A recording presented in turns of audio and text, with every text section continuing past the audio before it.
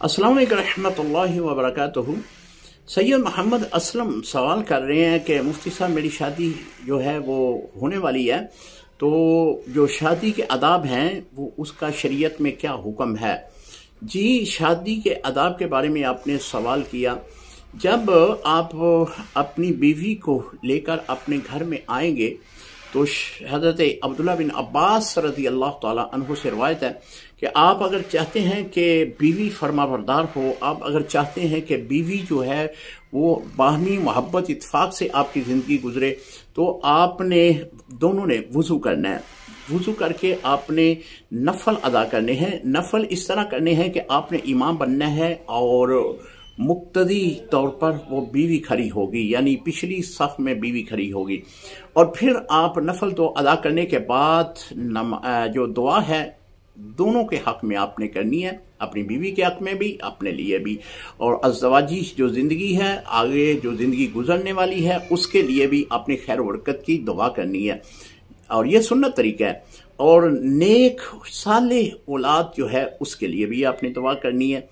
हज़रत शेख अब्दुल कादिर जिलानी रहमतुल्लाह ताला अलैह ने गुनियत व तालिबीन में लिखा है कि जब बीवी आपके पास आए, यानी आपने शादी की है, बीवी आपके पास आई है, तो आप चाहते हैं कि बाहमी मोहब्बत इत्फाक से आपकी ज़िंदगी गुजरे, तो इसका तरीक़ेकार ये है कि आप जो है वो नरम दिली के साथ बीवी से पेश आएँ और हर मुमकिन जो है उसके दिल में अपनी जगह बनाएं।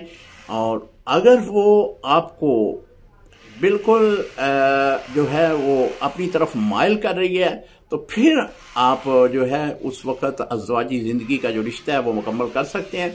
अगर वो समझती है कि ऐसा आज ना हो, तो आप ज़बरदस्ती उसके साथ ना करें। और जब आप हम बिस्तरी का वो जो अमल है वो आप मुकम्मल करने लगे, तो उसके बारे में भी ये हुक्म है कि आप वुज़ू कर लें और वुज़ू करने के बाद अल्लाह की बारगाह में दुआ करें। और हम बिस्तरी का जो सुन्नत तरीका है वो ये है कि अपने जिस्म को जो है वो ज़्यादा ओपन ना करें, सिर्फ जितनी आपको ज़रूरत है उतना जिस्म आप ओपन कर सकते हैं। तीसरा ये है कि कोई भी अगर छोटा सा बच्चा भी है, यानी 1, 2, 4 दिन का बच्चा भी आपके पास लेटा हुआ है, तो उसके करीब भी ये अमल आपने नहीं करना।